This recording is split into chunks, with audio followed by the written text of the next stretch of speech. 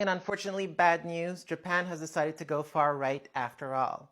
After a hopeful week and a half where Komeito had initially broken coalition with the LDP that had elected its new leader as Sanae Takaichi, another party called Ishin joined the coalition with the LDP, giving Takaichi enough votes to win to become the next Prime Minister of Japan. Now, as a feminist, I would normally celebrate a woman in a position of leadership, but this isn't a case to celebrate when it is in service of the patriarchy, when it is in the service of the far right. Because Takaichi is not someone who will fight for Japanese women's rights. To give you an idea of how little she cares about women in Japan, she only appointed 2 women in her cabinet. Not only that, may I remind you, she praised a book about Hitler's strategy, admires Margaret Thatcher, goes regularly to visit the Yasukuni shrine that honors war criminals, and also appointed Hagiuda in a senior LDP position who was partly responsible for the corruption scandal of a slush fund a couple of years ago. So unfortunately, this appointment of Takaichi as the new leader, going far right in Japan, is spelling disaster for Japan. Now, hopefully this coalition is brittle and the other parties end up putting up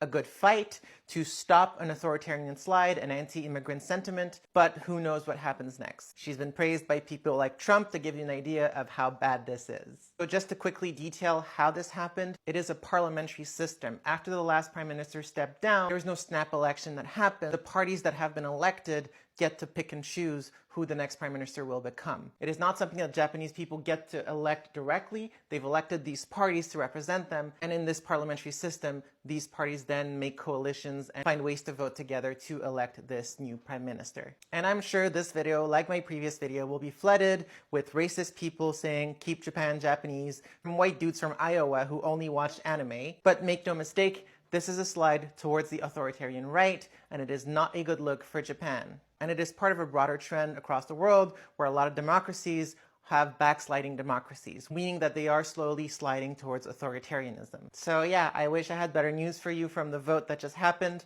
but unfortunately, the parliamentary vote ended up going in the wrong direction. Now, the silver lining is that she is 2 seats short of a majority, meaning that the opposition parties could be a roadblock to stop some of the worst instincts of someone who's far right like Takaichi. So here's hoping that Japan gets itself out of this mess eventually.